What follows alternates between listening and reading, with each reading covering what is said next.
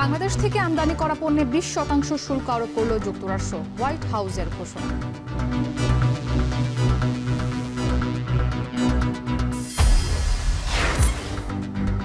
জুলাই সনদ বাস্তবায়নে গেজেটের পরামর্শ বিএনপির, আইনি ভিত্তি না হলে মামলার হুমকি জামায়াতের।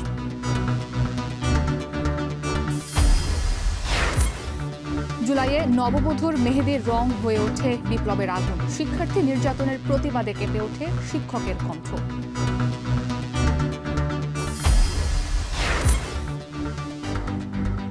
মাইলস্টোন ট্র্যাজেডির 10 দিন পরও স্বজনদের স্মৃতির খোঁজে অভিভাবকরা, মানসিক কাউন্সিলিংয়ে শিক্ষক শিক্ষার্থী। এবং মিয়ানমারে জাতীয় নির্বাচনের প্রস্তুতি, জান্তা সরকারের ভোটের গ্রহণযোগ্যতা নিয়ে প্রশ্ন আন্তর্জাতিক বিশ্লেষকদের।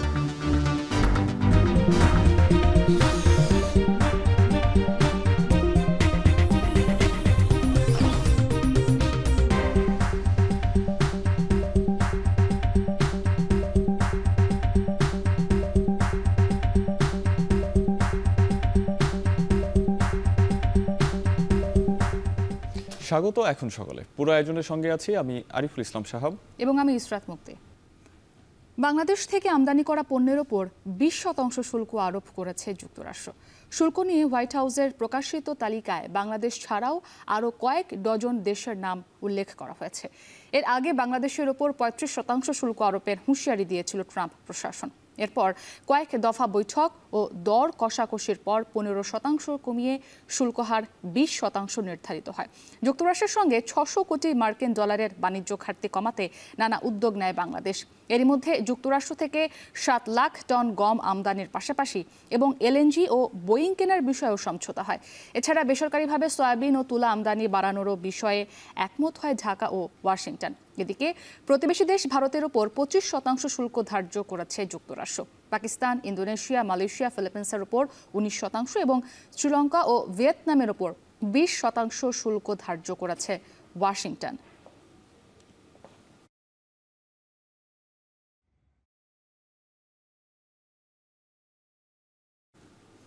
এই বিষয়ে আরও জানাতে আমাদের সাথে যুক্তরাষ্ট্র থেকে এই মুহূর্তে সরাসরি যুক্ত হয়েছেন সহকর্মী আব্দুল আহাদ।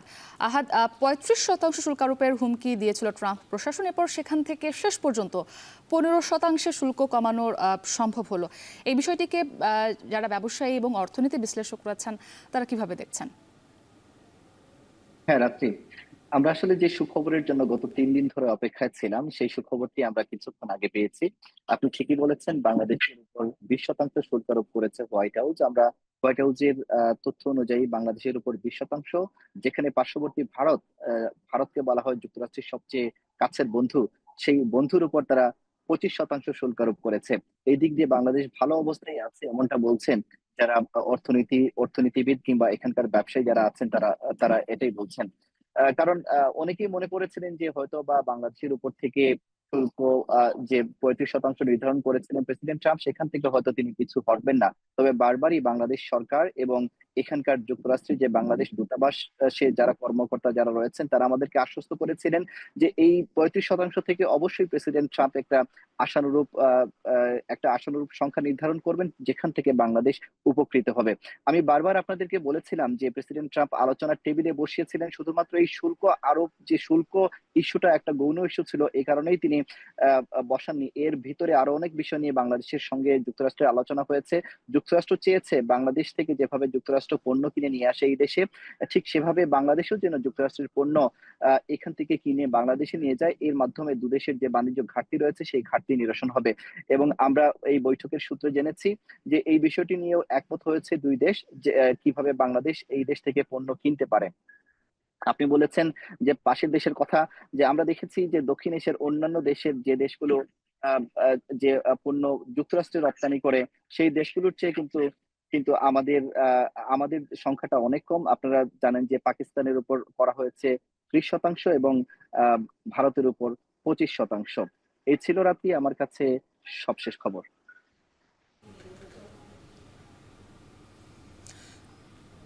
সহকর্মী আব্দুল আহাদ আমাদের সাথে যুক্ত ছিলেন যুক্তরাষ্ট্র থেকে।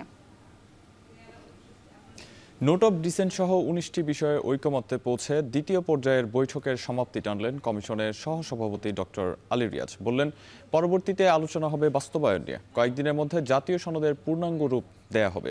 বৈঠক শেষে বিএনপির স্থায়ী কমিটির সদস্য সালাউদ্দিন বলেন, শতভাগের কাছাকাছি বিষয়ে ঐকমত্যে পৌঁছেছে বিএনপি। জুলাই সনদ বাস্তবায়নে প্রয়োজনে গেজেট করা যেতে পারে।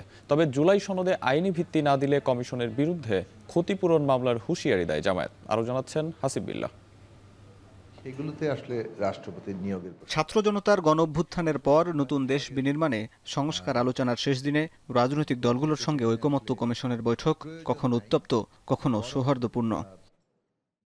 দ্বিতীয় দফার আলোচনায় ১৩টি বিষয়ে ঐকমত্য হলেও শেষ দিনে আলোচনা হয় অমীমাংসিত ৭টি বিষয়ে। এসব মৌলিক ইস্যুতে আগেও একাধিক আলোচনা হয়েছে, কিন্তু সিদ্ধান্ত হয়নি। বরাবরের মতো ভোটের অনুপাতে নয়, বরং আসনের ভিত্তিতে উচ্চকক্ষ গঠন চায় বিএনপি সহ কয়েকটি দল। অন্যদিকে কমিশনের প্রস্তাব অনুযায়ী ভোটের অনুপাতে পিআর পদ্ধতিতে উচ্চকক্ষ চায় জামাত ও এনসিপি সহ বেশিরভাগ দল। এক পর্যায়ে বিএনপি সহ কয়েকটি দল উচ্চকক্ষের প্রয়োজনীয়তা নিয়ে প্রশ্ন তোলে। তখন উত্তেজনা তৈরি হয় ফরেন সার্ভিস একাডেমিতে কমিশনের ২৩তম বৈঠকে। দুপুরের বিরতির পর ঐকমত্য কমিশন সিদ্ধান্ত দেয়, জনগণের প্রাপ্ত ভোটের অনুপাতে উচ্চকক্ষ গঠন হবে। তবে নোট অফ ডিসেন্ট দেয় বিএনপি সহ কয়েকটি রাজনৈতিক দল। এদিকে কয়েকদিন আলোচনার পর সাংবিধানিক প্রতিষ্ঠান, দুদক, পিএসসি, মহাহিসাব নিরীক্ষক ও ন্যায়পালের নিয়োগ আইন সংবিধানে অন্তর্ভুক্তির বিষয়ে সিদ্ধান্ত দেয় কমিশন। তবে এই সিদ্ধান্তেও নোট অফ ডিসেন্ট দেয় বিএনপি সহ 5টি দল ও জোট। এবং সভাপতির উপস্থিতিতে কিন্তু এদিন নিম্নকক্ষ ও উচ্চকক্ষের সদস্যের মাধ্যমে রাষ্ট্রপতি নির্বাচন, রাষ্ট্রপতির ক্ষমতা, নাগরিকের মৌলিক অধিকার, তত্ত্বাবধায়ক সরকার গঠন নিয়ে কোনো দলের আপত্তি সহ ঐকমত্য হয়। তবে ৭২-এর সংবিধানের 4 মূলনীতি বাদ দেওয়ার অভিযোগ তুলে শেষ সময় ঐকমত্য কমিশনের বৈঠক বর্জন করে বাম দল, সিপিবি, জাসদ, বাংলাদেশ বাসদ ও বাসদ মার্ক্সবাদী। ঐকমত্য কমিশনের যে লক্ষ্যটি স্পষ্ট, এর আগে বক্তৃতা শোনেন নাই, ৭১কে ৪৭ দিয়ে পুনঃস্থাপিত করতে চায়। অনেকেই আগে বলেছিল এই সংবিধান ছুঁড়ে ফেলতে হবে, পুনর্লিখন করতে হবে। আমরা তার এক চেহারা আজকে দেখতে পেলাম। সুতরাং বাংলাদেশের কমিউনিস্ট পার্টি সহ অন্য যারা আছি, আমাদের পক্ষে এখানে থাকা সম্ভব না, এই জন্য চলে এসেছি। এদিকে জুলাই সনদ বাস্তবায়ন নিয়ে শেষ মুহূর্তে বিতর্কে জড়ায় রাজনৈতিক দলগুলো। জামাতের নায়েবে আমির বলেন, জুলাই সনদের আইনি ভিত্তি না দিলে সই করবে না তার দল। এনসিপির সদস্য সচিব বলেন, জুলাই সনদ বাস্তবায়নের প্রক্রিয়া এখনও অস্পষ্ট। এবি পার্টির চেয়ারম্যান বলেন, বাস্তবায়ন প্রক্রিয়া জেনে জুলাই সনদে সই করবে তার দল। গভর্নমেন্ট এখানে লিগ্যাল ভিত্তি দেওয়ার জন্য আন্তরিকতার পরিচয় দেবে এবং সেই হিসাবেই তারা উদ্যোগ গ্রহণ করবে। আর লিগ্যাল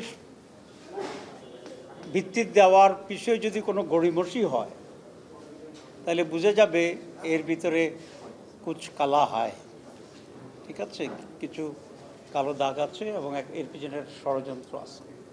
আমরা একটা অস্পষ্টতা দেখেছি এবং আমাদের কাছে মনে হয়েছে যে কোনো একটা জায়গায় বাস্তবায়ন করার ক্ষেত্রে কোনো একটা দুর্বলতা কাজ করছে। সেই বিষয়গুলোকে যদি আমরা আলাপ আলোচনা করার পরে বাস্তবায়নের বিষয়টাতেই যদি আমরা হোঁচট খেয়ে পড়ে যাই, তাহলে আমাদের সমস্ত চেষ্টা, আমাদের সমস্ত পরিশ্রম এবং আমাদের শহীদদের যে আত্মত্যাগ, সেটা বিফলে যাবে। যদি কেউ এখানে কোনো ধরনের ছল চাতুরি করার চেষ্টা করে, ইনশাআল্লাহ আমরা এটা রাজনৈতিকভাবে জনমত গড়ে তোলার মাধ্যমে আমরা আমাদের সেই প্রচেষ্টাটাকে আমরা নস্যাৎ হতে দিব না। তবে সংস্কার নিয়ে রাজনৈতিক সম্মতি আইনের ঊর্ধ্বে বলে জানান বিএনপি নেতা সালাউদ্দিন আহমেদ। বলেন, জুলাই সনদ বাস্তবায়নে প্রয়োজনে গেজেট করা যেতে পারে এবং আমরা সই করব। এখানে মাননীয় প্রধান উপদেষ্টা সভাপতি হিসেবে জাতীয় ঐকমত্য কমিশনের সই করবেন, অন্যান্য এই কমিশনের সদস্যগণ সই করবেন, যারা ঐকমত্যে আসছে সমস্ত রাজনৈতিক দলগুলো সই করবেন। এর চাইতে বড় সম্মতি, জাতীয় সম্মতি, এটা তো আইনের ঊর্ধ্বে, এটা তো জনগণের অভিপ্রায়, এটা অনেকটা সার্বভৌম ব্যাপারের কাছাকাছি হয়ে গেল। তো এইটাকে যদি আমরা আইনি ভিত্তি না বলি, কোনটাকে বলবো? বৃহস্পতিবার রাত 10টার দিকে বৈঠকের সমাপ্তি ঘোষণা দিয়ে ডক্টর আলী রিয়াজ বলেন, নোট অফ ডিসেন্ট সহ 19টি বিষয়ে ঐকমত্য হয়েছে।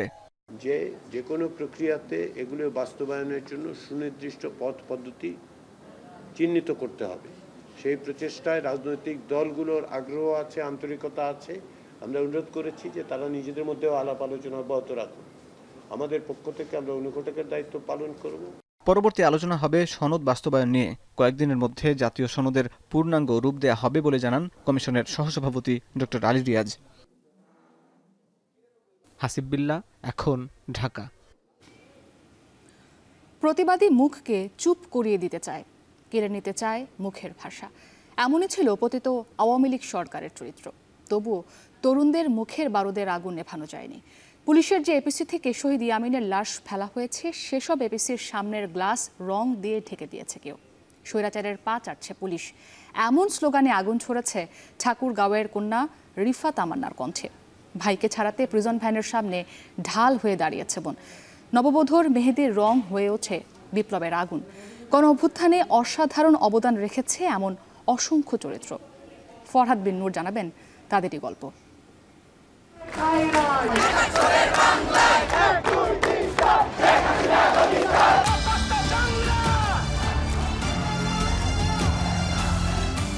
মুখে আমার উসখুস করছে বারুদ, বুকে আমার জ্বলে উঠবার দুরন্ত উচ্ছ্বাস। সুকান্তের কবিতার মতোই এই তরুণরা যেন উসখুস করা এক একটি বারুদ, যারা আগুন জ্বেলেছে টানা ১.৫ দশকের শক্তিশালী দানব এক স্বৈরাচারের গদিতে।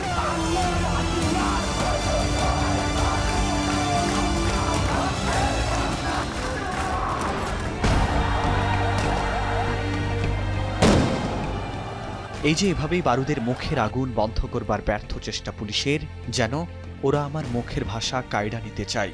৩১ জুলাই মার্চ ফর জাস্টিস কর্মসূচি চলাকালে জাতীয় ঈদগাহ মাঠের সামনে নাহিদ ইসলাম নামে এই শিক্ষার্থীর সাথে এই ঘটনা। ১, ২, ৩, ৪ খুনি হাসিনা, গদিচার, গদি কি তোর বাপদাদার, এই ধরনের স্লোগানগুলো যখন দিচ্ছিলাম, তখনই পুলিশ কর্মকর্তা এসে আমার মুখ চেপে ধরে এবং তিনি মুখ চেপে ধরে আমাকে বলতে শুরু করে আমাকে মেরে ফেলবে, আমাকে গুম করা হবে, আমাকে শিবির ট্যাগ দেওয়া হয়েছিল। বাংলাদেশের মুখে চাপ ধরে আছেন, মারবেন 10টা আসবো, 10টা মারবেন লক্ষ আসবো। একদিকে গুলির শব্দ, অন্যদিকে শহীদ মিনারে দাঁড়িয়ে কাঁপতে কাঁপতে প্রতিবাদ জানাচ্ছেন অধ্যাপক ডক্টর চৌধুরী সাইমা ফেরদৌস। এই কম্পন রাগের, ক্ষোভের। 15 বছর ধরে পুঞ্জীভূত কিছু ক্ষোভ, কিছু রাগ, কিছু হতাশা, আতঙ্ক, ভয়, মানে একটা ভালো কিছু আপনি বলতে পারবেন না। আমার ভেতরকার, আমি যদি বলি যে আমি একজন ব্যক্তি মানুষ, সেখান থেকে আমার প্রতিবাদের জায়গাটা ছিল। আমি একজন শিক্ষক, সেই জায়গাটাতে ছিল। এই যে ইয়ামিনকে শহীদ করে তার পবিত্র লাশ পুলিশের সাজোয়া যান থেকে ফেলে দেয়া, এই অমানবিক দৃশ্য সেদিন কাকে না কাঁদিয়েছে। বেসরকারি বিশ্ববিদ্যালয়ের শিক্ষার্থী সাইয়েদ সাদমান পুলিশের কাছ থেকে নিলেন টাকা, কিনলেন রং, অতঃপর পুলিশের এপিসির গ্লাসে করলেন ব্যবহার। একটি প্রতিবাদী শব্দ, ভুয়া। একে যদি আমি এখন ছেড়ে দিই, এই 5 মিনিট পরে যে ওই শহীদ ইয়ামিনের মতো আমার আর 2-5টা ভাই বোনকে শহীদ করবে না বা মেরে ফেলবে না, এর তো কোনো গ্যারান্টি নেই। সো আমার কাছে অপশন ছিল এবং আমার কাছে মনে হচ্ছে যে না, একে থামানো দরকার এবং আমি থামিয়ে দিয়েছি। স্বৈরাচার পতনের এক দফা আন্দোলন রাজধানী ছাড়িয়ে পৌঁছে গেছে দেশের প্রত্যন্ত অঞ্চলেও।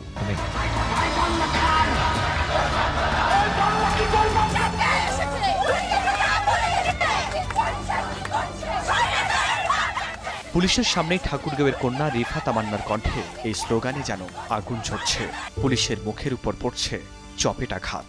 বাধা দিছিল বাসা থেকে যে তোমার যাওয়া হবে না। আমি অনেক বাসা থেকে পালিয়ে আন্দোলনে যুক্ত হই। আসলে আমাকে ঠাকুরগাঁর বাঘিনী বলা হয়েছে। আমি ঠাকুরগাঁর বাঘিনী নয়। আমি মনে করি রাজপথে যারা এসেছে, আমাদের ছোট বড় ভাই বোনেরা সবাই এক একজন বাঘ ও বাঘিনী ছিল। বিশ্ববিদ্যালয়ের শিক্ষার্থী নুসরাত জাহান টুম্পা যেন আরেক বারুদ। তার ক্যাম্পাসের সিনিয়র ভাইকে পুলিশের কাছ থেকে ছাড়াতে যেন নাছোড়বান্দা তিনি। আমি একটা প্রতিবাদের মিসাইল হয়ে দাঁড়ালাম যে যদি আমার কাজটা অন্য কাউকে উৎসাহিত করে, তাহলে আজকে আমি একজন, কাল আমার জায়গায় সেখানে 100 জন হতে কোনো সমস্যা হবে না।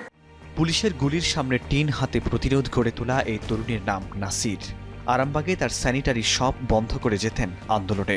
যখন আমি কারণ বাজারে যাই, কারণ বাজারে একটু আগে, যেটা হচ্ছে সোনারগাঁও হোটেলের সাথে, তখন আমাদের উপরে টিয়ার সেল এবং আপনার রাবার বুলেট এগুলো মানে ছোড়া শুরু করলো, ছড়াগুলিগুলো। তখন আমি এই টিনটা আসলে এই সোনারগাঁও হোটেল থেকে ছুটাইয়া, ওইখান থেকে একটা বড় টিন ছিল, ওটাকে 2 টুকরা করে তখন আমি টিনটা দিয়ে ঢাল বানিয়ে সামনের দিকে আগাতে শুরু করি। মেহেদির রঙেও যেন বিপ্লবের আগুন। নববধূ লামিয়া ইসলাম তার প্রমাণ রেখেছেন রাজপথে, মিছিলে মিছিলে।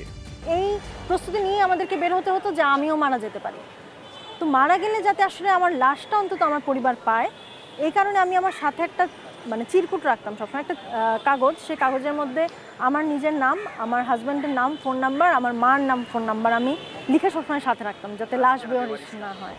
তখনও বিজয় নিশ্চিত নয়। এমন সময় শহীদ মিনার দোয়েল চত্বরে মজলুম শিক্ষার্থীদের সমর্থনে রিকশাচালক সুজনের স্যালুট। সেই স্যালুট এখনও দেয়ালে দেয়ালে গ্রাফিতিতে যেন প্রতিরোধের প্রতীক।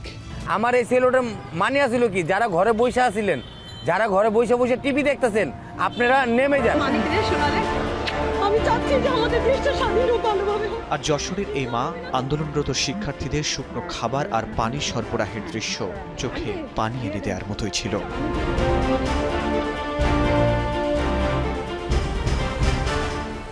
এই যে ফ্যাসিবাদ বিরোধী আন্দোলনে এমন কত শত চরিত্র জুগিয়েছেন আরও সাহস, আরও শক্তি। 15 বছরে যারাই স্বৈরাচার কর্তৃক বৈষম্যের শিকার হয়েছেন, জুলাই আগস্টের আন্দোলনে তারা সবাই শিক্ষার্থীদের সঙ্গে সম্পৃক্ত হওয়ায় আন্দোলন হয়ে ওঠে গণমানুষের। এখন বিভক্তি নয়, অভ্যুত্থানের আকাঙ্ক্ষা পূরণে আবারও সবাইকে এক থাকার আহ্বান হয়তো সকল শহীদি আত্মারও। ফরহাদ বিন নূর, এখন, ঢাকা। জুলাই সনদ ঘোষণার দাবিতে রাতেও রাজধানীর শাহবাগ মোড় অবরোধ করে বিক্ষোভ করেছেন জুলাই যোদ্ধারা। তারা বলছেন, যতক্ষণ পর্যন্ত জুলাই সনদ বাস্তবায়ন না হবে ততক্ষণ পর্যন্ত রাজপথেই থাকবেন তারা। জুলাই সনদ না হয় আহত ও শহীদ পরিবারের সদস্যরা বাধ্য হয়েই আন্দোলনে নেমেছেন। বারবার দাবি জানানো হলেও কোনো অগ্রগতি হয়নি বলেও অভিযোগ তাদের। জুলাই আহত ও নিহতদের রাষ্ট্রীয়ভাবে স্বীকৃতি দেওয়ার পাশাপাশি ৭১ এবং ২৪-এর ভিত্তিতে সংবিধান প্রণয়নের দাবি তাদের। এর আগে বৃহস্পতিবার বেলা 10টা থেকে সড়কে অবস্থান নেন জুলাই যোদ্ধারা। আমাদের স্বেচ্ছাসেবক টিম আছে, আমাদের আহত নিয়ে বলবো আপনারা আসেন, আমাদের সাথে অংশগ্রহণ করেন। আমরা সকল আহত যোদ্ধারা 100 জন আসবো ইনশাআল্লাহ। ইসলামী ধারার 5 ব্যাংকের মার্জ করার আলোচনা চলছে। বর্তমানে দুর্বল ব্যাংকগুলোর চলতি হিসেবের ঘাটতি মিটিয়ে ডিমান্ড লোন সৃষ্টি করে দিয়েছে কেন্দ্রীয় ব্যাংক। ফলে ব্যাংকগুলো ঘাটতি পূরণে সর্বোচ্চ 1 বছর পর্যন্ত সময় পাবে। বিশেষজ্ঞরা বলছেন, লোকসানে থাকায় ব্যাংকগুলো অনেক ক্ষেত্রে গ্রাহকের আমানত ফেরত দিতে ব্যর্থ হচ্ছেন। তাই কেন্দ্রীয় ব্যাংকের সময়োপযোগী এই পদক্ষেপ দ্রুত বাস্তবায়ন করতে হবে। দেলওয়ার দোলনের প্রতিবেদন। খেলাপি ঋণে জর্জরিত শরিয়াভিত্তিক ব্যাংকগুলোকে একীভূত করার সিদ্ধান্ত নিয়েছে সরকার। এতে এসব ব্যাংকের সক্ষমতা বাড়ার পাশাপাশি বিনিয়োগকারীদের স্বার্থ গুরুত্ব পাবে বলে মনে করে কেন্দ্রীয় ব্যাংক। যদিও এই সিদ্ধান্তে আপত্তি রয়েছে কোনো ব্যাংকের। বিগত সরকারের সহযোগিতায় কিছু শিল্পগোষ্ঠীর অযাচিত হস্তক্ষেপে নানা অনিয়ম দুর্নীতির কারণে দেশের 5টি শরিয়াভিত্তিক বেসরকারি ব্যাংক চরম বিপর্যয়ের মুখে পড়ে। ব্যাংকগুলোর ঋণের বড় অংশই চলে যায় খেলাপিদের হাতে। লোকসানে পড়ে গ্রাহকদের আমানত ফেরত দিতে পারছিলেন না ব্যাংকগুলো। একীভূতকরণের প্রস্তাবে আপত্তি রয়েছে এক্সিম ব্যাংকের। ব্যাংকটি বলছে, দুর্বলের সাথে একীভূত হলে ক্ষতির মুখে পড়বেন তারা। এ বিষয়ে কথা বলতে রাজি হননি ব্যাংকের চেয়ারম্যান নজরুল ইসলাম স্বপন। শেখ হাসিনার অর্থের যোগানদাতা হিসেবে পরিচিতি পাওয়া কারাগারে থাকা ব্যাংকটির সাবেক চেয়ারম্যান নজরুল ইসলাম মজুমদারের নিকটাত্মীয় তিনি। কেন্দ্রীয় ব্যাংকের হিসেবে এ 5 ব্যাংকে মূলধন ঘাটতি পাহাড় সমান। দীর্ঘদিন লোকসানে থাকা এসব দুর্বল ব্যাংকগুলোকে পুনরুজ্জীবিত করতেই একীভূত করা হচ্ছে। মার্জার প্রসেসটা জোরে সোরে চলছে। একটি নির্দিষ্ট সময় পর তারা ঘুরে দাঁড়াবে এবং একটি শক্তিশালী ভিত্তির উপর দাঁড়াতে সক্ষম হবে। তাদেরকে আওতার বাইরে রাখা হবে। একীভূত করার সিদ্ধান্তে ব্যাংকগুলোর 92 লাখ গ্রাহক, 16,000 কর্মকর্তা কর্মচারীর মধ্যে তৈরি হয়েছে অনিশ্চয়তা। যদিও কর্মীদের চাকরি হারানোর শঙ্কা নেই বলে জানিয়েছে কেন্দ্রীয় ব্যাংক। বিশেষজ্ঞরা বলছেন, বিশ্বের অনেক দেশেই নিজেদের সক্ষমতা বাড়াতে ব্যাংক একীভূত করার নজির রয়েছে। এক্সিম ব্যাংক বরাবরই বলতেছে যে আমরা এই মার্জের সাথে যেতে চাই না। অথচ আপনি খেয়াল করলে দেখবেন যে এই এক্সিম ব্যাংকের তারল্য সহায়তা দিয়েছে বাংলাদেশ ব্যাংক প্রায় 10,000 কোটি টাকার উপরে, এখনো দিয়ে যাচ্ছে। ব্যাংকের সংখ্যা অনেক বাড়ানো হলেও যে বিভিন্ন ধরনের নিয়মের এবং সুশাসনের ক্ষেত্রে ব্যত্যয়ের বিষয়টা হয়েছে। সুতরাং বিশেষজ্ঞরা বলছেন দেশে এত ব্যাংকের প্রয়োজন নেই। অডিট প্রক্রিয়ার মাধ্যমে কিছু ব্যাংক একীভূত করার প্রয়োজন ছিল আগেই। এটা মার্জ করে কোনো ব্যক্তিকে দেওয়া হচ্ছে না, এটা সরকারের প্রোটেকশনে সরকারের দায়িত্বে রাখা হয়েছে। একটা সময় ব্যাংকগুলোকে স্বাভাবিক অবস্থায় এনে তারপরে কোনো বেসরকারি মালিক বা বেসরকারি ডাইরেক্টর, বিদেশি ডাইরেক্টর এদের হাতে হস্তান্তর করবে। আমি মনে করি এটা সঠিক সিদ্ধান্ত। এই ইসলামিক ধারার বাইরের আরও অনেক ব্যাংক আছে যারা এই মুহূর্তে খুঁড়িয়ে খুঁড়িয়ে চলছে, তো তাদের জন্য এটা একটা শিক্ষা। কিন্তু তো আমাদের দেশে এত ব্যাংক থাকবে কি থাকবে না সেটা একটা নীতিগত সিদ্ধান্ত। বেশিরভাগ উত্তরই যদি যেগুলো তারা দিবে সেগুলো যদি অনেকটা বাস্তবের উপর ভিত্তি না থাকে, হ্যাঁ, সেক্ষেত্রে বাংলাদেশ ব্যাংকের সিদ্ধান্ত তাদেরকে মেনে নিতে হবে। ইসলামী শরিয়া ভিত্তিক 5 ব্যাংক একীভূত করতে আলাদা টাস্ক ফোর্স গঠন জরুরি বলেও মনে করছেন বিশেষজ্ঞরা। এগুলোকে সমাজের এই 10% দেলোয়ার দোলন, এখন, ঢাকা। উত্তরের মাইলস্টোন স্কুলে বিমান বিধ্বস্তের 12 দিন পেরিয়ে গেলেও এখনও স্বজনদের স্মৃতি খুঁজে বেড়াচ্ছেন অভিভাবকরা। দুর্ঘটনায় নিহতদের এক টুকরো স্মৃতি যেন এখন শেষ সম্বল তাদের। কেউ কেউ সিসিটিভি ফুটেজও দেখতে চাইছেন। আর এ ঘটনায় ট্রমাটাইজ হয়ে পড়া শিক্ষক শিক্ষার্থীদের অভিভাবকদের মানসিক স্বাস্থ্যের কথা চিন্তা করে নেওয়া হয়েছে কাউন্সেলিং কর্মসূচি। মাহফুজা বৃষ্টির প্রতিবেদন। না, এটা আনিশান না।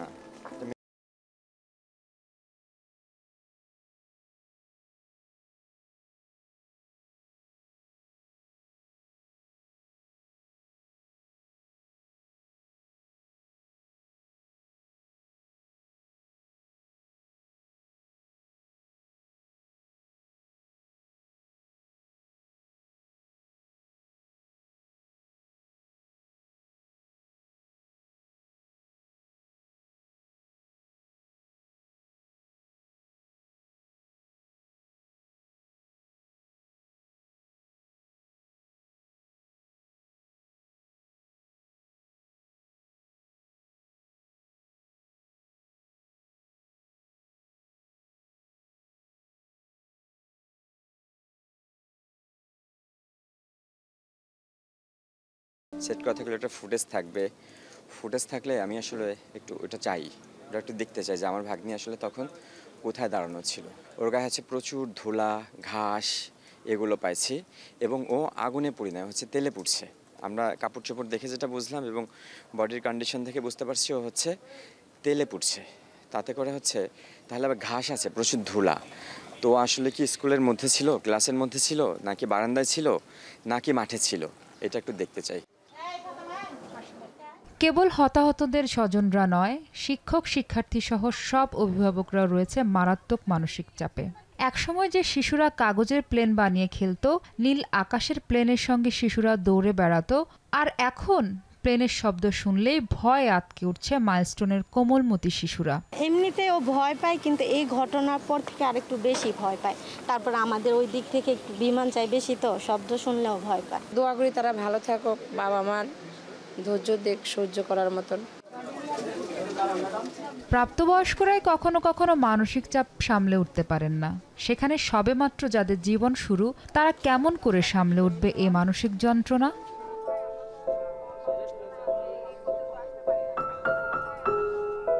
আর যারা বেঁচে নেই, কি হবে তাদের পরিবার পরিজনের? সন্তানের স্মৃতি হাতড়েই কি জীবন কাটবে তাদের?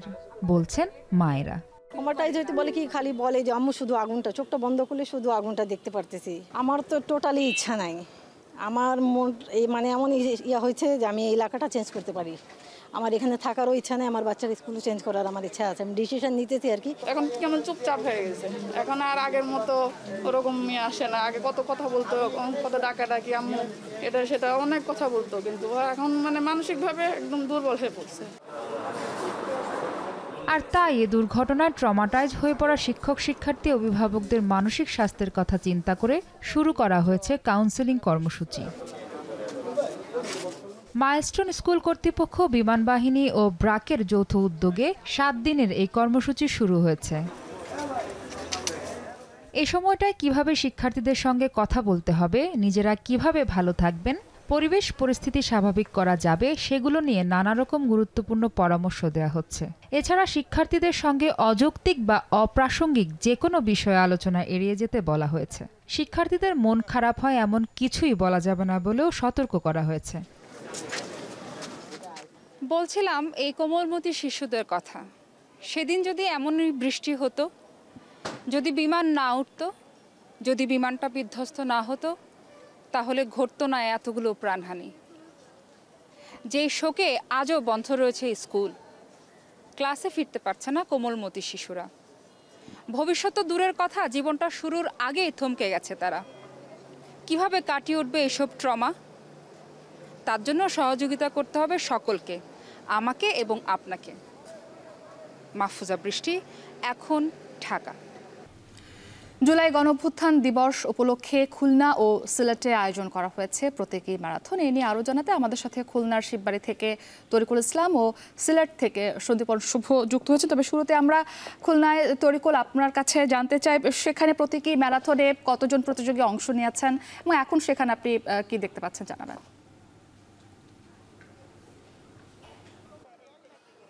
মুক্তি, এখানে জুলাই আন্দোলনের যে প্রতীকী ম্যারাথন, সেই ম্যারাথনে কিন্তু শুরু হয়েছে কিছুক্ষণ আগে এবং এইখানে আপনাদের একটু বলতে চাই যে এখানে আসলে নির্ধারিত কোনো প্রতিযোগী নাই। ছাত্র এবং জনতা তারাই কিন্তু আজকের এই ম্যারাথনের প্রতিযোগী এবং আপনারা দেখতে পাচ্ছেন যে এখানে ম্যারাথন যারা করছেন তারা কিন্তু সামনে একটা বড় অংশ এগিয়ে গেছেন এবং এই মুহূর্তে পিছনের দিকে একটা অংশ রয়েছেন। অর্থাৎ এখানে যারা অংশ নিচ্ছে কয়েকশো ছাত্র জনতা এখানে অংশগ্রহণ করছেন এবং গেঞ্জি, একটি সাদা গেঞ্জি গায়ে প্রতীকী ম্যারাথনে তারা অংশগ্রহণ করছেন এবং আপনারা দেখতে পাচ্ছেন যে নারীদের একটি অংশ, পিছনে প্রশাসন সহ রাজনৈতিক দলের নেতৃবৃন্দরা এখানে উপস্থিত ছিলেন এবং তারা তাদের বক্তব্যে তারা জুলাই আন্দোলনের যে গুরুত্ব সেটি তারা তুলে ধরেছেন এবং এক বছর আগে এই আন্দোলনের যে বিজয় হয়েছিল, এখানে ছাত্র এবং জনতার যে রক্তক্ষয়ী সংঘর্ষের মধ্য দিয়ে যে আন্দোলন বিজয় অর্জিত হয়েছিল, সেই বিষয়গুলোর গুরুত্ব এখানে আজকে তুলে ধরা হয়েছে। আমরা দেখতে পেয়েছি যে এখানে অনেকেই দলবদ্ধভাবে এসে তারা এখানে অংশগ্রহণ করেছে। বৈষম্যবিরোধী যারা ছাত্র আন্দোলনের সাথে যারা জড়িত ছিল, জনতা যারা ছাত্রদের সমর্থন জানিয়েছিলেন, অভিভাবকরা তারাও কিন্তু এখানে উপস্থিত হয়েছেন এবং তারা কিন্তু এই ম্যারাথনের যে গুরুত্ব তারাও কিন্তু বলছেন যে এই ম্যারাথনের যে গুরুত্ব রয়েছে এটি কিন্তু ধারাবাহিকতা এর থাকতে হবে এবং সেই ক্ষেত্রে যারা আহত হয়েছেন যে পরিবারগুলো এবং সেই সাথে শহীদ পরিবার যারা ছিল তাদের সদস্যরা, বাবা বা ভাই তারা উপস্থিত হয়েছেন এবং তারা এখানে এসে বক্তব্য রেখেছেন এবং তারা জুলাইয়ের যে সনদ সেটি ঘোষণারও দাবি জানিয়েছেন। সব মিলিয়ে এই ছিল মুক্তি আমার কাছে খুলনার শিববাড়ি এলাকা থেকে জুলাই আন্দোলনের যে মিনি ম্যারাথন বা প্রতীকী ম্যারাথন অনুষ্ঠিত হয়েছে তার সর্বশেষ খবর। খুলনা থেকে এবার আমরা সিলেটের ম্যারাথন আয়োজনের খবর জানতে চাই। শুভ, সেখানে আয়োজনে কতজন অংশগ্রহণ করেছেন জানাবেন এবং একই সঙ্গে জুলাই গণ অভ্যুত্থানে শহীদ পরিবারের কোনো সদস্য কি আয়োজনে অংশগ্রহণ করেছেন কিনা?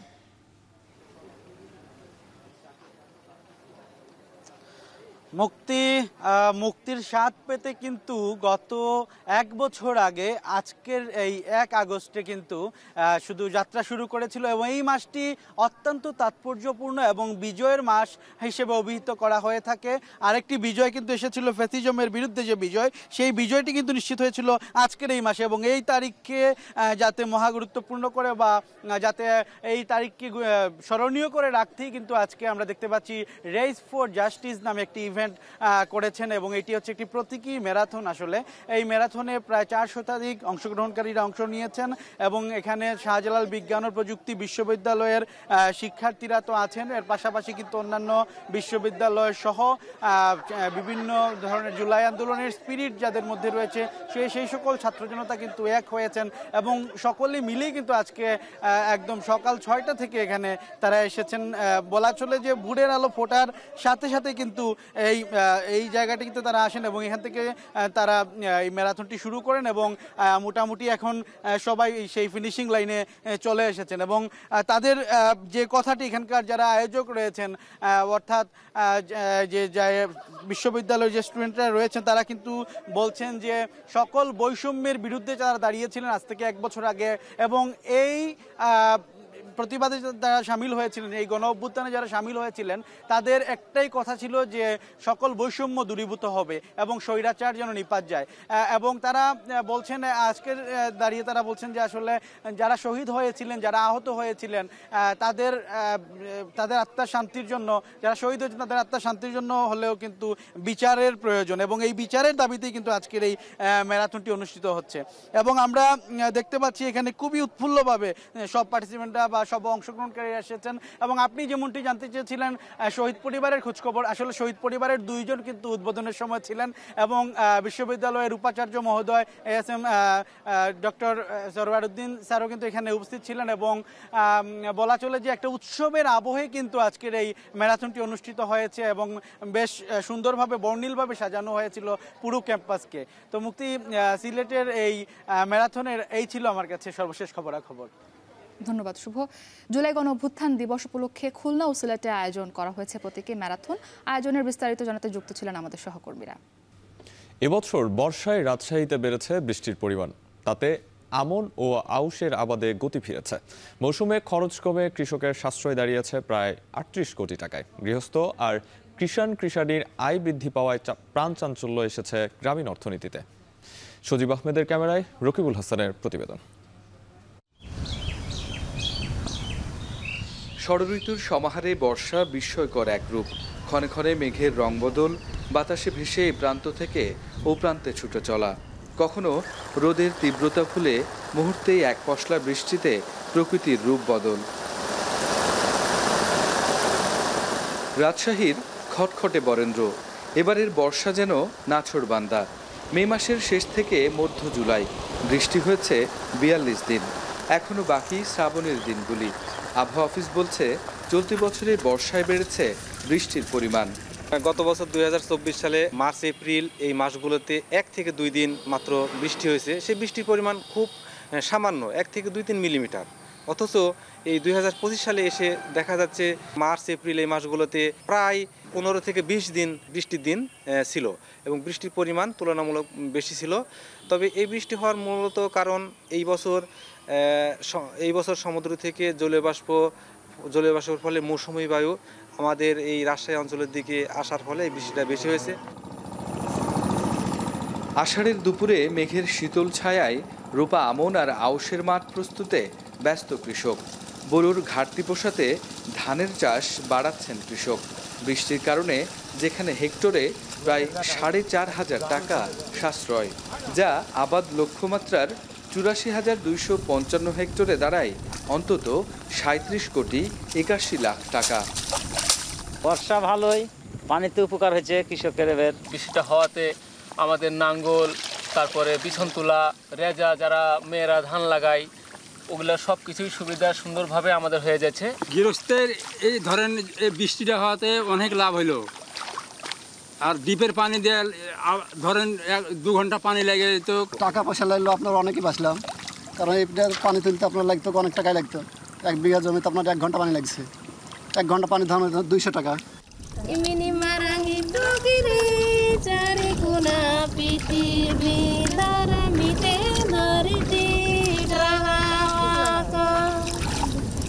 বর্ষা বরাবরই উর্বরা, অবিরাম জলধারায় যৌবন ফিরে পায় প্রকৃতি। কৃষকের মাঠে বাড়ে কাজের পরিধি, সংসারের খরচে যোগান বৃদ্ধিতে সচ্ছল হয়ে ওঠে কৃষাণীর সাপ্তাহিক হাটের বরাদ্দ। দিন 2,000-1,500 টাকা ইনকাম করে এখনো 10-15 দিন হবে। ডিপ থেকে পানি এই ফসল করার জন্য দিয়ে তখন আমাদের হাট বাজার চলে, সংসার চলে ভালো, কাপড় ধরিলি। এই সময় এখন কাজ আমাদের ভালোই চলে, যাই হোক আপাতত আমাদের হাট বাজার মতন এই সময় ভালোই চলে আমাদের আপাতত। গেল বছরের চেয়ে চলতি বছর রূপা আমনের আবাদে অগ্রগতি এনেছে। তাতে লক্ষ্য অর্জন করে ফসল উদ্বৃত্তের প্রত্যাশা কৃষি সম্প্রসারণ অধিদপ্তরের, যেখানে উৎপাদন খরচ কমায় লাভবান হবেন কৃষক। ইতিমধ্যে 20% জমিতে আমাদের রূপা আমন আবাদ সম্পন্ন হয়েছে। পুরো মাস জুড়েই আমাদের রূপা আমন আবাদ চলবে এবং আমাদের যে লক্ষ্যমাত্রা আছে সেই লক্ষ্যমাত্রা আমাদের অর্জিত হবে। আমরা বরেন্দ্র এলাকা জানি আমি একটা খরা প্রবণ, কিন্তু এখানে বৃষ্টি সবসময় একটু কম থাকে। তো এবছর যে বৃষ্টি হচ্ছে সেটি আমাদের রূপা আমনের জন্য খুবই ভালো এবং আশা করি আমরা আমাদের লক্ষ্যমাত্রা অর্জন করতে পারবো। আমন আউশের আবাদ বৃদ্ধি পাওয়ায় ও উৎপাদন খরচ কমায় রবি মৌসুমে সবজির চাষের পরিমাণ বাড়বে মনে করছেন কৃষিবিদরা। উর্বরা বর্ষায় রাজশাহীর বরেন্দ্র এলাকার কৃষকের দম ফেলার ফুসরত নেই। আবহাওয়া অফিস বলছে এখানে মাসিক গড় বৃষ্টিপাত 116 মিলিমিটার, যেখানে শুধুমাত্র জুলাইয়ের মধ্যভাগেই বৃষ্টি হয়েছে 365 মিলিমিটার। তাতে এমন উদ্বৃত্ত বৃষ্টিতে ফসলের উৎপাদন ভালো হবে বলে প্রত্যাশা এখানকার কৃষকের। তাতেই ব্যস্ততা বেড়েছে তাদের, আর মুখে ফুটেছে হাসি। রাকিবুল হাসান, এখন, রাজশাহী। বরেন্দ্র জনপদ নওগাঁয় এবছর কমেছে আমের উৎপাদন। বেশ ফলন ও লাভবান হওয়ার আশায় আম গাছে হরমোন বা টনিক ব্যবহারের দিকে ঝুঁকছেন চাষিরা। এতে আম চাষিরা সাময়িক লাভবান হলেও গাছের দীর্ঘমেয়াদী ক্ষতির পাশাপাশি আগামীতে উৎপাদন কমবে বলে জানিয়েছে কৃষি বিভাগ। নওগাঁ প্রতিনিধি আব্বাস আলীর প্রতিবেদন। বরেন্দ্র জনপদ নওগাঁ জেলার সাপার, পোরশা, নিয়ামতপুর ও পত্নীতলা উপজেলার মাঠগুলো ছেয়ে গেছে সবুজে। জমি ইজারা নিয়ে চাষিরা গড়ে তুলেছেন আম বাগান। লাভজনক হওয়ায় এই অঞ্চলে প্রতি বছরই বাড়ছে বাগানের পরিমাণ। তবে গাছের বয়স হওয়ায় কমেছে আমের উৎপাদন, আর বাড়তি লাভের আশায় এসব গাছে হরমোন ব্যবহার করছেন চাষিরা। এতে সাময়িক লাভবান হলেও দীর্ঘমেয়াদী ক্ষতিতে পড়ছে গাছ। নওগাঁর সাপার উপজেলার ইসলামপুর গ্রামের আম চাষি আবু সাইদ 9 বছর আগে নিজের 20 বিঘা জমিতে আম চাষ শুরু করেন। পর্যায়ক্রমে 12 থেকে 15 বছরের জন্য জমি ইজারা নিয়ে বর্তমানে তার বাগানের পরিমাণ 120 বিঘা। তবে ফলন কম হওয়ায় গাছে হরমোন ব্যবহার করতে বাধ্য হচ্ছেন তিনি। ফলন কমে যাওয়ার কারণে গাছে আমি কিন্তু এখন বর্তমান গতবার থেকে হরমোন ব্যবহার শুরু করেছি। হরমোন ব্যবহার শুরু করাতে দেখা যায় যে গাছে ফলন মানে যা আগে হতো তার দ্বিগুণ হচ্ছে। কৃষকরা জানান, প্রতি বিঘা জমি বছরে 20 থেকে 25,000 টাকায় ইজারা নিতে হয়। আম উৎপাদনে বছরে খরচ পড়ে অন্তত 35 থেকে 40,000 টাকা। 7 থেকে 8 বছরের বেশি বয়সী গাছে আমের উৎপাদন কম হলে হরমোন ব্যবহারে বাধ্য হন চাষিরা। এতে প্রতি গাছে 50 টাকার হরমোনে অন্তত 1000 টাকার বেশি আম পাওয়া যায় বলে জানান তারা। 12 বছর পর মানুষের জমি দিয়ে দিতে হবে, এই কারণে হরমোন ব্যবহার করি যাতে ফসল বেশি হয়। বিঘাতে আমার 40,000 টাকা দেওয়া লাগে, তো সেই হিসাবে আমার আবাদ করা লাগবে। তো সেই জন্য আমরা চাচ্ছি দিয়ে হরমোন দিয়ে আমরা কিভাবে ফলন বাড়ানো যায়। অর্থনৈতিকভাবে তো অনেক কিছু আমাদের সমস্যা হচ্ছে। আমাদের যে লোকগুলো আমি খাটাই সেই লোকগুলো তো আমি বেতন দেওয়া পাচ্ছি না। এক গাছে আমরা আম যদি পাইতাম 10 কেজি, হরমোন ব্যবহার করার পূর্বে 20 থেকে 25 কেজি। এই বছর আমের উৎপাদন কম, গত বছরের থেকে কম, আর তুলনামূলক দামও কম। তবে কৃষি বিভাগ বলছে, গাছে হরমোন ব্যবহারে ফসলের উৎপাদন ব্যাহত হয়। এছাড়া মানব শরীরেও এর প্রভাব পড়ে। তাই অতিরিক্ত কীটনাশক ব্যবহার না করতে কৃষকদের সার্বিক পরামর্শ দেওয়া হচ্ছে বলেও জানায় কৃষি বিভাগ। অতিরিক্ত হরমোন ব্যবহার করার কারণে সাময়িকভাবে তারা ফলন বেশি পেয়ে থাকে, তবে এটার দীর্ঘমেয়াদী যে ইফেক্ট, এটার পরবর্তীতে এটা ফলনের উপর ইফেক্ট করে। তা আমরা আম চাষিদেরকে তারা যাতে অতিরিক্ত কীটনাশক বা বালাইনাশক, হরমোন অথবা কার্টার এটা জুডিশিয়ালি ব্যবহার করে সেই পরামর্শ দিচ্ছি। কৃষি অফিসের তথ্য মতে চলতি বছর জেলায় 30,300 হেক্টর জমিতে আম বাগান আছে, যা থেকে প্রায় 4 লাখ টন আম উৎপাদনের লক্ষ্যমাত্রা নির্ধারণ করা হয়েছে। এতে বাণিজ্য হবে অন্তত 3.5 কোটি টাকা। আব্বাস আলী, এখন, নওগাঁ। ঝিনাইদহের মহেশপুরে গড়ে উঠেছে দেশের সর্ববৃহৎ ড্রাগন ফলের বাজার। প্রতিদিন কোটি টাকার কেনাবেচা হচ্ছে এই বাজারে। স্থানীয় কৃষকদের জন্য যেমন হাতের নাগালে বাজার, তেমনি কর্মসংস্থান হয়েছে হাজারের বেশি শ্রমিকের। কৃষি বিভাগ জানায়, নিরাপদ ফল উৎপাদন ও বাজার ব্যবস্থাপনায় রয়েছে নিয়মিত তদারকি। বিশ্বজিৎ বাপির তথ্য ও ভিডিও চিত্র নিয়ে প্রতিবেদন। ঝিনাইদহের কোটচাঁদপুর পৌঁছালেই চোখে পড়ে সড়কের দুপাশে সারি সারি ঝুপড়ি দোকান। সাজিয়ে রাখা হয়েছে রঙিন ড্রাগন ফলের স্তূপ। সকাল হতে শুরু হয় পাইকারি বেচাকেনা। ক্রেতাদের হাক ডাকে মুখরিত হয়ে থাকে এলাকা। বাহারি রং আর টাটকা ফল কিনতে ভিড় করেন রাজধানীসহ দেশের বিভিন্ন প্রান্ত থেকে আসা ক্রেতারা। মহেশপুর ও কোটচাঁদপুরের এই বাজার এখন দেশের সবচেয়ে বড় ড্রাগন ফলের হাট।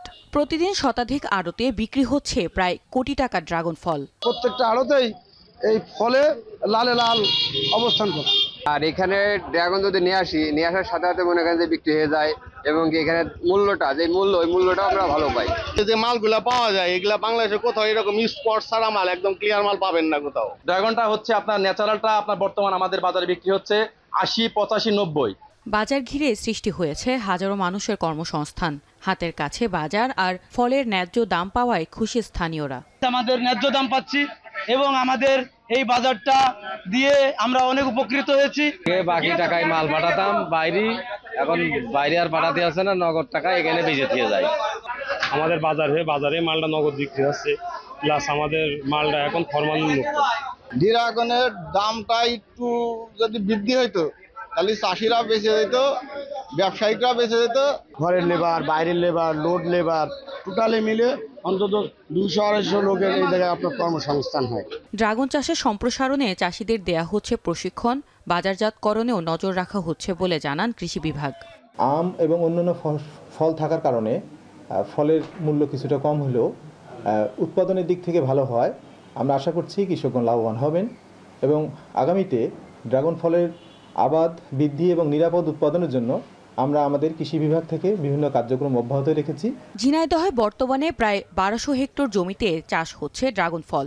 গত বছর জেলায় উৎপাদন হয়েছিল প্রায় 30,000 টন, যার বাজার মূল্য ছিল প্রায় 600 কোটি টাকা।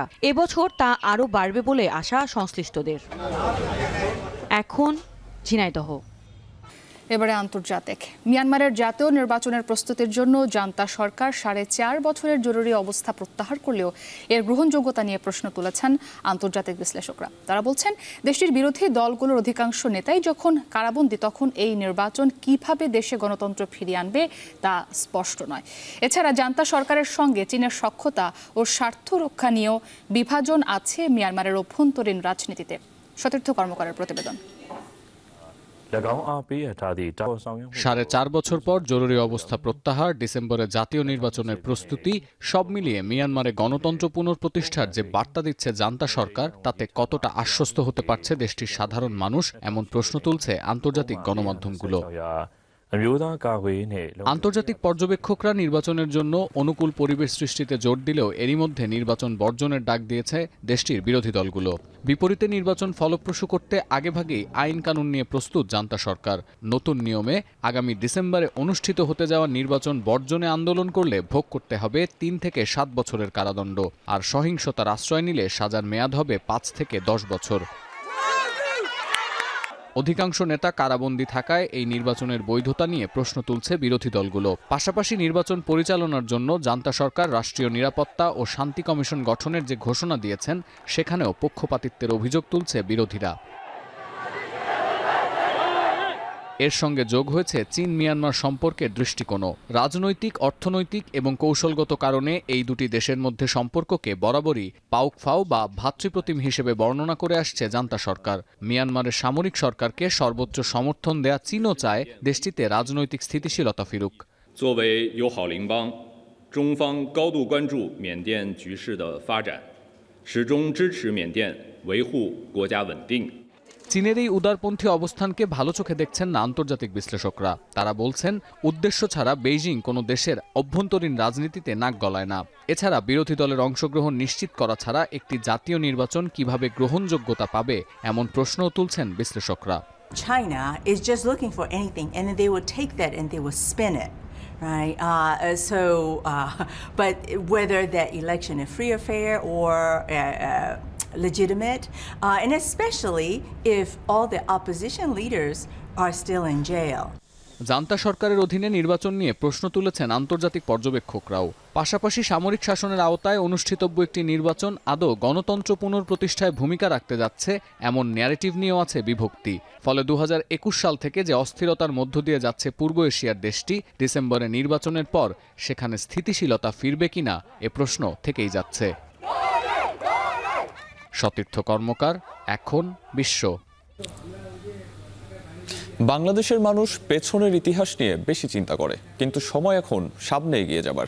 অনূর্ধ্ব 20 নারী এশিয়ান কাপের বাছাই পর্বে খেলতে যাওয়ার আগে সংবাদ সম্মেলনে এমনটাই জানালেন জাতীয় দলের কোচ পিটার বাটলার। আর সাফে খেলার অভিজ্ঞতা বাছাই পর্বে বাংলাদেশকে ভালো খেলতে সহযোগিতা করবে বলে জানিয়েছেন নারী ফুটবল দলের অধিনায়ক আফিদা খন্দকার। বিস্তারিত প্রতিবেদনে। ছেলেদের ফুটবলে সাফল্য সোনার হরিণ হলেও মেয়েদের শিরোপা জয় যেন অভ্যেসে পরিণত হয়েছে। জাতীয় দল কিংবা বয়সভিত্তিক যে কোনো পর্যায়ের ফুটবলেই ম্যাচ ও শিরোপা জয়ে দীর্ঘদিন ধরেই ধারাবাহিক আফিদারা। অবশ্য এশিয়ান কাপ বাছাইয়ে 12 ম্যাচে মাত্র 2 জয় নিয়ে অনূর্ধ্ব 20 নারী দলের অতীত পরিসংখ্যান বেশ হতাশার। তবে মাস্টারমাইন্ড কোচ পিটার বাটলার ইতিহাসে বিশ্বাসী নন, তাকাতে চান সামনের দিকে, ধরে রাখতে চান সাফল্যের ধারাবাহিকতা। I'm not interested in what happened in 2019. 2025 now. I'm not interested. What's history is history. It's gone. Move on. Look forwards. You've got a big problem in this country. You're always looking back. You've got to look forwards. Asian কাপের বাছাই পর্বে H গ্রুপে থাকা বাংলাদেশের সঙ্গী দক্ষিণ Korea, স্বাগতিক Laos ও Timur লেস্তে বা পূর্ব তিমুর। লাওস ও পূর্ব তিমুরের বিপক্ষে জয়ের বিষয়ে আত্মবিশ্বাসী কোচ বাটলার। তবে আইসিসি র্যাঙ্কিংয়ে 31 নম্বরে থাকা দক্ষিণ কোরিয়াকে শক্ত প্রতিপক্ষই মানছেন coach Peter Butler. South Korea, in my opinion, are probably one of the best teams I've seen in this region. They're very, very talented group of players, very workmanlike, very fit, very strong. But like I said, our first priority is Lao, and we will be ready and we'll be fit and ready to go. Group পর্ব থেকে 8 group champion ticket পাবে থাইল্যান্ডে অনুষ্ঠেয় অনূর্ধ্ব 20 Asian কাপের ticket. তবে 8 group থেকে সেরা 3 রানার আপেরও সুযোগ থাকবে মূল পর্বে খেলার। সাব জয়ের পর বিরতি না নিয়েই বিশেষ ক্যাম্পেইনে থাকা আফিদারা আত্মবিশ্বাসী, মূল পর্বে খেলার যোগ্যতা অর্জন করেই দেশে ফিরবেন তারা। আর আমাদের টিমের বন্ডিং এখন আলহামদুলিল্লাহ অনেক ভালো, কারণ সাফে আমাদের 23 জন প্লেয়ার সবাই গেম টাইম পেয়েছে। তো সবার মধ্যে একটা আত্মবিশ্বাস আছে যে আমরা এফসিতে গিয়ে ভালো কিছু করব। আগামী 2 আগস্ট বাছাই পর্ব পেরিয়ে আরও একটি ইতিহাস রচনার স্বপ্ন নিয়ে দেশ ছাড়বে নারী ফুটবলের জুনিয়র দল। আরিফুল ইসলাম সাহাব, এখন ঢাকা। শেষ করছি এখন সকাল। তার আগে শিরোনামগুলো আরও একবার। বাংলাদেশের ওপর 20% শুল্ক আরোপ যুক্তরাষ্ট্রের, রপ্তানি বাধাগ্রস্ত হওয়ার শঙ্কা নেই বলছেন বাণিজ্য উপদেষ্টা।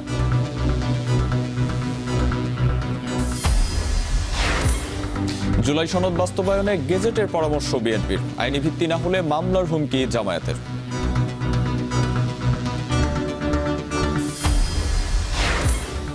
জুলাইয়ে নববধূর মেহেদির রং হয়ে ওঠে বিপ্লবের আগুন, শিক্ষার্থী নির্যাতনের প্রতিবাদে কেঁপে ওঠে শিক্ষকের কণ্ঠ।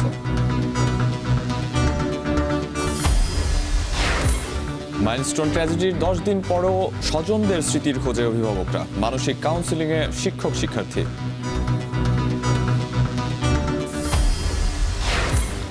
এবং মিয়ানমারে জাতীয় নির্বাচনের প্রস্তুতি, জান্তা সরকারের ভোটের গ্রহণযোগ্যতা নিয়ে প্রশ্ন আন্তর্জাতিক বিশ্লেষকদের।